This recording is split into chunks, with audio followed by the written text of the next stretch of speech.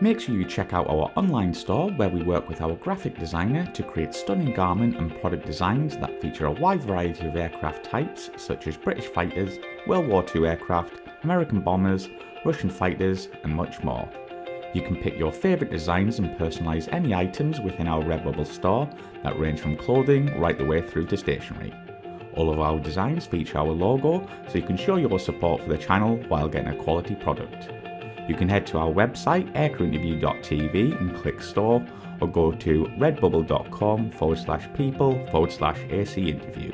Thank you and enjoy.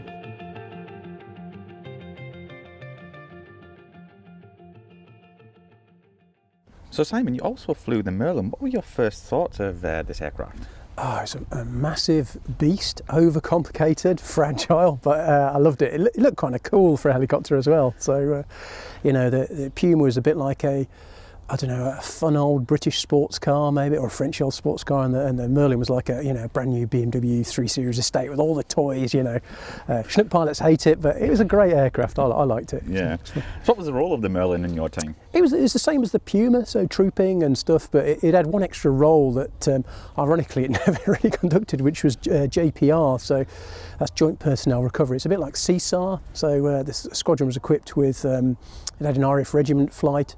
They had a set of air-to-air refuelling probes as well, which we never did. I know that the test pilots at Bosnia did with, I think, an Italian Hercules. I did it in the simulator. It was easy in the simulator. I assume it's extremely difficult in real life. That's as close as I got. So let's talk about how the aircraft flew and its strengths and weaknesses. Yeah, so strengths and weaknesses are great avionics. So, as I said earlier, the Puma had, pretty rubbish, non-effective autopilot. The navigation equipment was fairly limited. The Merlin had an absolutely amazing autopilot, which saved people in places like Iraq and Bosnia. You could effectively do what's called a transition down. So, say in Iraq, you'd occasionally get dust storms. And you couldn't. There's nowhere else to go. If you're in the middle of the desert, so you could effectively transition down to a point above the ground. There was a little hand controller in the door, which the crewman could then use, so that the Merlin would fly you into wind and bring you into, I think it was a 20-foot hover above the ground, and then the crewman could literally look out the door and using he had a hand controller with limited authority. He could actually just manoeuvre you gently into a suitable landing condition, and you as the pilot would just push down on the collective. So it had great avionics. It was a bit overcomplicated. So it had three. It's designed to sit in the hover over the sea, and there's all sorts of weight restrictions. And if you lost an engine, you could still hover with two. So to fly troops around, it essentially was carrying an extra engine you didn't need, but it technically had 4 engines. So it had 3 main engines, 3 RTM 322s, and an APU as well to start. So. It had the most complicated starting process of any helicopter I've ever flown. It was ridiculous. Which I'm actually surprised about being a more modern aircraft. It's unbelievable. You would start the APU, which would then give you the bleed air to start engine 1. So you'd start engine 1 in accessory drive, which means it's not turning the head. Then when you've got number 1 started, you've got enough bleed air to start number 2 and 3. You'd start engine 2 and 3 with the head. So you'd start engine 2 and 3, the head would turn. And then when you've done all that malarkey, you can bring engine 1 into main. So basically the powered drive shaft would go forward and you'd have all 3 engines driving. This is, when you first learn to fly it, this is about an hour of your life that's just gone, Your instructor's lost the will to live. And on many occasions you've gone through all that, and then you'd go to put number 1 into main, and the crosshatch would stay crosshatched and it just hadn't powered in. So you'd shut the aircraft all the way down to a cold engine.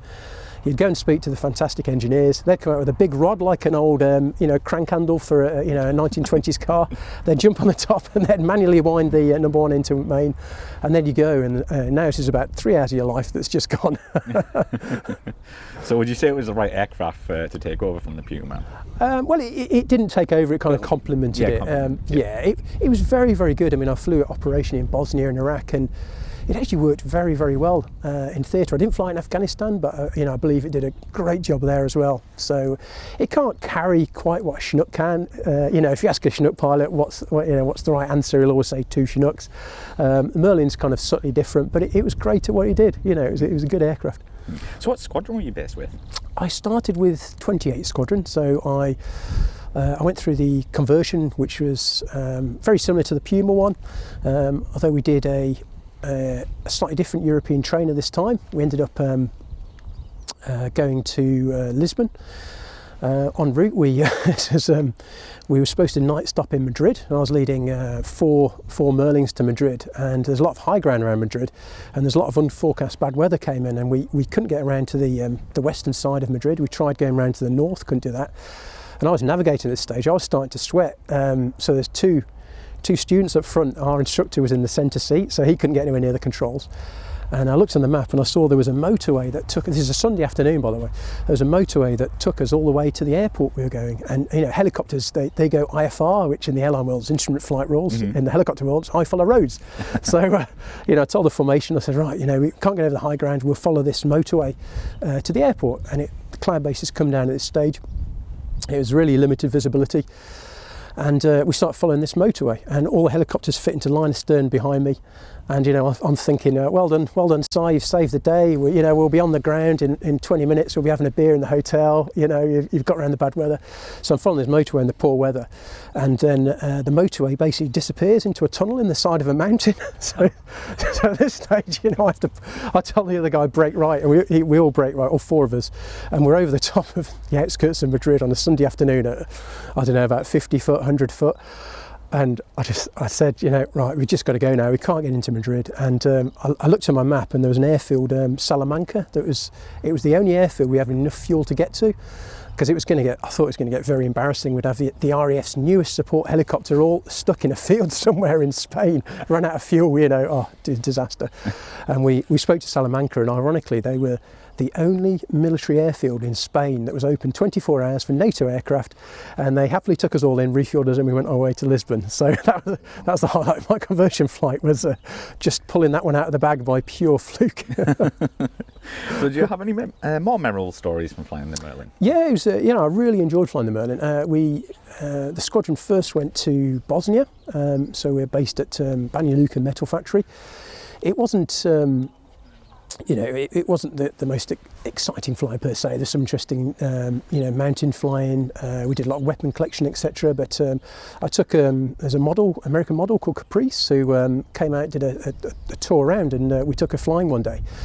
We took her flying and a magician, and it was quite funny. Whenever we took her around all these patrol bases, and what was really funny to me was we'd land on the patrol base, and we shut the aircraft down. All the troops would come rushing over, and you know, they hadn't seen a woman in 3 months, and they would cluster around Caprice, and they'd talk to her, and the guy would be just doing a couple of magic tricks in the background, and people would just filter away from the Caprice. And this magician guy is absolutely brilliant. It was like a David Blaine type chap, and they couldn't get enough of him. And I remember Caprice, she'd be there, and every time it was the same, 5 minutes. Everyone would be ignoring her. All these sex staff squaddies would be kind of clustering around this bloke, and she'd be standing there bored out of her skull, so we'd talk to her. But we flew into this base called Sipovo, and I wasn't flying. There's a friend of mine called Phil, who's now a pilot in the Canadian Air Force, and the Merlin had a really strong downwash. If you look at the rotor blades, they've got kind of paddles at the end, and they produce a really concentrated, like a donut ring effect. And also it's a very heavy helicopter as well, sort of 15 tons. So it produces, you know, 400 miles an hour of 15 tons worth of downwash. It's horrific. And when Phil flew into the patrol base, he flew over this house, and there was a little CD alley outside every base, and that was where guys sold the hooky DVDs. And you know, in Aircrew we were always up for a bargain, so we'd always go out and buy a few hooky DVDs and CDs and everything as well. So Phil basically flew quite close to this house in the CD alley. You know, Caprice and the magician guy went off to do their magic tricks and their, you know, meet and greet, and I just thought, oh, I'll go out and buy a few music CDs. So I went out the main gate, and there's a crowd of very angry people there. And I had second thoughts about going out at this stage, and then one of the guards came out to me and goes, "Are you the pilot?" And I said, "Kind of." You know, I thought, I'm not going to argue about being co-pilot or pilot. And he said, "They want to speak to you." And I go, "Okay." So I went over to them, you know, made sure I had an escape behind me. And they basically mainly were ex-Serbian soldiers. And when Phil had been flying, he flew in and blew over most of their CD shacks. Oh, so no. They were not happy at all. So I had to do a lot of apologising on their behalf. And obviously I didn't go and buy any dodgy CDs at that stage, because I thought I'd get lynched. Yeah, probably wise right there, yeah. But yeah, we took it to Iraq after that. That was very different. That was a very different place to go. You got shot at pretty much every time you went flying. It was just simply incredible. I mean, you generally only saw it at night time, and you know, I still remember very clearly that the first time that I was shot at. I was flying with this really nice new pilot called Ryan. He's now a wing commander. I was, second tourist, experienced pilot, 2,000 hours, a qualified helicopter tactics instructor. Thought I knew it all. Clearly I didn't. we were flying over Basra at just under 3,000 feet. I remember it was dark on the ground, so it was, it was early morning, like 5:30 or something. But the sky was lightening, and I assumed nobody would see us. And obviously we stuck out like a sore thumb against the sky. But I thought we're so high, nobody would shoot at us. And we were flying along, just having a nice chat. And suddenly this razor, it looked like a red hot laser beam, just shot in front of the aircraft. And I was just completely stunned. And I didn't know what to do. And I remember Ryan, this brand new co-pilot, said, "Are we meant to like manoeuvre now or avoid this?" I'm like, yes, Definitely. At that stage, he kind of totally shocked me out of my, my state. But it was just such a surprise that anybody would be able to see us that high and to get so close to us. And obviously, the problem with the tracer, of course, is, that generally it's not one in one. You've not got one, tracer per bullet. There might be one round of tracer, and there's 5 other bullets that are coming just behind it. So. So generally you only saw it at night time. Probably the most disturbing incident I had over there was I didn't see a thing that happened. So we were in a place called As Samawa, which is up in the northwest of Iraq, and we were asked to do a photo reconnaissance task, and they wanted us to go quite low, but there's a certain minimum height that we say you shouldn't go below. It's like the main threat band for small arms, and we stayed above that. And we're flying around the middle of this town for about an hour and a half while this guy took photos, and never saw a thing the whole time. And we're the only aircraft in the area. And next day when I got back to Basra, I was reading intelligence reports, and I read this intelligence report for As Samawa for the day before, and it said a Merlin was flying around the town for an hour and a half, and there were, I think it was 150 gunmen in cars following it, shooting at it, and it absolutely sent shiver down my spine. I thought, you hadn't a clue. We literally had no clue, because it was daytime as well. We never saw a thing. I mean, and that was the scary thing for me was, we had no idea this was happening. We were also engaged at a few times by missiles. So we had a heat-seeking missile fired at us one night. That was just incredibly quick. How quickly it was over. So I was flying with a friend of mine called Luce around the southern edge of Basra, and we were doing a night low-level flight, 150 foot, and the crewman just screamed. He screamed, and at that stage the alarms went off. We had some internal alarms in the aircraft which detected heat-seeking missiles. The flares all ejected, and you try and find out what's going on because you don't know where the threat is. I said, "What's happened?" He said, "It's just missed us." And at that stage, I knew by now I needed to move the helicopter, so we got as far away as we could. And I asked him what happened, and he said basically a missile just appeared and shot behind the aircraft. Obviously, the flares worked. It's an automatic flare release, but it was over instantaneously. It was over like that. So it just and. This was January 2006, and in May 2006 I was getting changed at a wedding. It was my sister-in-law's wedding, and I saw on the news that an aircraft had been shot down in Basra, and it was actually my boss at the time, John Coxon. It was a Lynx that had been shot down. There was John Coxon, a friend, Sarah Jane Mulvihill. There were 5 of them killed, and they were shot down by a heat-seeking missile, and it was the same area where we were.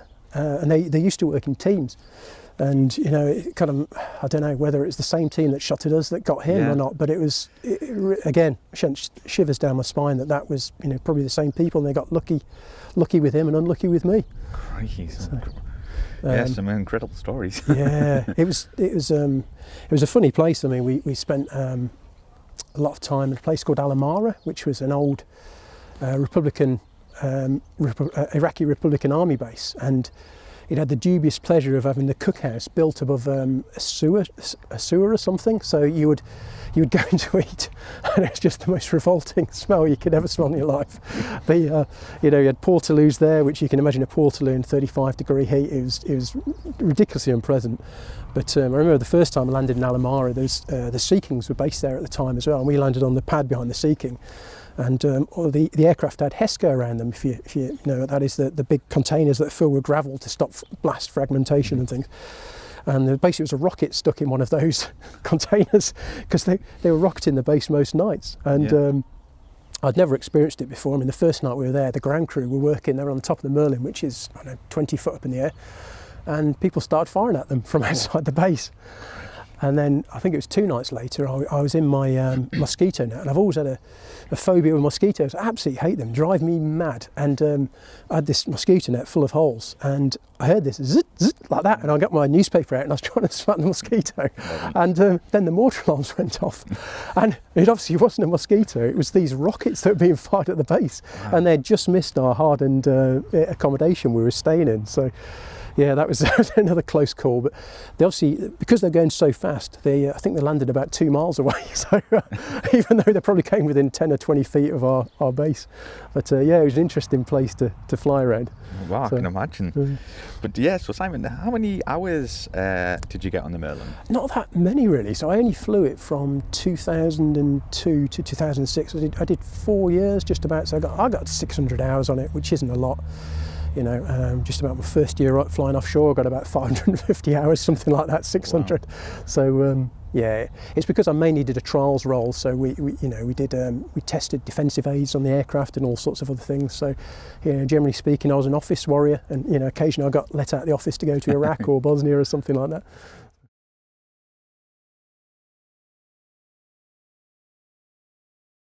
So what did you do after the RAF? Yeah, I spent most of my RAF career swearing blind that I was never going to wear a rubber suit and fly over the sea, because any helicopter pilot will know, you know, you fly over the sea, you've got a big rubber suit on, and you know, it's hot and sweaty, and you know, everybody wants to be an airline pilot, a nice clean shirt, you know, hotels. So anyway, I swore blind I'd never do the North Sea, and I started looking into it before I left the Air Force, and you know, friends who were doing it, and they really enjoyed it. So yeah, 2013 I got a job flying out of the Shetlands, and I was there for 7 years, flying oil and gas, so flying people out to oil rigs in the East Shetland Basin, out into the Atlantic, onto boats. It's a really, really enjoyable job. The sea is never less than beautiful, you know, and it's incredibly demanding and challenging job as well. I didn't think it would be, but you know, often you fly into fuel limits. You see some amazing sights as well, flying over, you know, families of humpback whales. Just, you know, no way. Yeah, looking down the sea and like 7 or 8 humpback whales, which are bloody ginormous. And you're at work. Yeah, look, you know, and you see them, or you know, once I was sitting on an oil rig while we just went to get the passengers, and I looked down, and this black shape just came out of the water underneath and went back down again. I think it was a killer whale, but you know, you'd see killer whales jumping out of the water. So it's just the most beautiful place to work. So I did that for 7 years. COVID hit, and I kind of lost my job, but I ended up getting another job with my company, and basically I'm now the safety guy, you know, the guy in the fluorescent jacket with the clipboard and the hard hat. So I still fly, but I do kind of safety reporting now. I do a lot of working from home as well, so it's kind of worked out okay. I quite enjoy that. So it's great. You know, after a while you do get you know, flying's fun, but after all you think, yeah, you know, I want to do a job where I can have a fresh cup of coffee every 10 minutes. Exactly. So do you have any hobbies? Yeah, I kind of play at being a farmer in our field, but my main hobby, and it's kind of up there with train spotting, I think most people agree, is I collect logbooks for pilots. So a few years back in the Shetlands, one of our pilots was leaving, and he asked me to come over to his house, and he said, look, I'm leaving, I'm going to throw these in the bin, do you want them? And I said, what are they? And he showed me these 2 threadbare old pilots' logbooks, and they were to a World War II RAF pilot who'd been killed, and he got his wings the same base I did. He flew out of missions out of Aldergrove, out of Aberdeen, out of the Shetlands where I flew out of, all over, you know, Europe, etc. And you know, I started researching them, and actually I found his son recently, who's 80 and had never seen his logbooks. I gave them back, and actually last week I got a model of his plane sent through the post to me. But I very geekily started collecting them. I got everything from an ME-262 pilot to a Stuka, a Typhoon pilot's logbooks, and I just research those, and you know, it keeps me happy and keeps me out of trouble, as my wife would say. So. Always good, isn't it? Favourite aircraft you've flown? I think probably the one I fly now, the S92. Just I like good solid American aircraft, and it's brilliant. It's absolutely brilliant. It's just, you know, it's got a titanium rotor head. It's just solid. I like it. It looks good as well. Nice. Is there an aircraft you wish you could have flown in your military career that you didn't? Yeah, there's only one, which was the Harrier. reason I held for a little while a Harrier squadron, and there was never any flights, and I was getting quite bored holding, so I basically went and bought myself a motorbike, a ZX6R Ninja. As you do. As you do. I took the afternoon off to go and buy the motorbike, and I saw one of my friends in the officers' mess that evening, and he said, "Where were you, mate?" And I went, "I just went to buy my motorbike." And he went, "They were looking for you." And he said, "There was a 2-ship trip where," and he said, "I did it, but they were looking for you. It was your turn." I went, "What?" And he said, "Yeah, we went and fired rockets and dropped bombs." And and about 2 days after that, I got streamed helicopters, and I thought, well, I'd rather than hang around with a Harrier force, I'll go to Boscombe Down, and I went there and sort of flew helicopters. So that was the one little regret I've got, is I just missed out on flying a Harrier, which would have been kind of fun. But you couldn't look at the bike the same way. Bike was ace, yeah. So how many hours do you have flying to date? Oh, I don't know, I mean 6,500 maybe. I got 3,200 in the military, so I managed to stay flying my whole career, even though I did a few kind of desky type jobs. I was still flying, things like air cadets, so I flew grub tutors at weekends and things. And then I got about 3,000 hours in the offshore world, which isn't a lot. You can do 800 hours a year, but I spent about 2 years as a kind of line pilot, and then I became a chief pilot, and from there to a safety guy. So I kind of moved out of the cockpit into more a management role, and then the safety one. So yeah, it's about 6,500 I've got. Not bad. So can we find you online anywhere? I'm on Twitter, but I don't post very much. I'd like to stay out of trouble, to be honest. Very wise. And we have a question from one of our patrons. Are you happy to answer this? Yeah, of course. Yeah. So this is from, I guess this is not his real name, Gundog4314. It's unusual if it is his real name. But why do aeroplane prop or jet fly from the left, but helicopters fly on the right? Oh no, this is horrible. I've read this actually. It's a really good question. I think it comes from in the old days, and I'm probably wrong. I think most helicopters only had the one collective in the middle, right? And I think they found it was easier to sit in the right-hand seat with your right hand on the cyclic, because that's the main one that you do the cows get bigger, cows get smaller with, and then have your left hand on the collective. Obviously, if you were sitting in the left, you'd be flying with the cyclic with your left hand and having the right on the collective. I think that's why. I might be wrong. There'll be someone out there who'll correct us if I am. No, there'll be all sorts of people sort of scribbling furious answers about how rubbish I am. Yeah, I'll send them to Simon, not me. Well, Simon, thank you very much for coming on the show and sharing a bit of your story. Oh, thanks, Mike.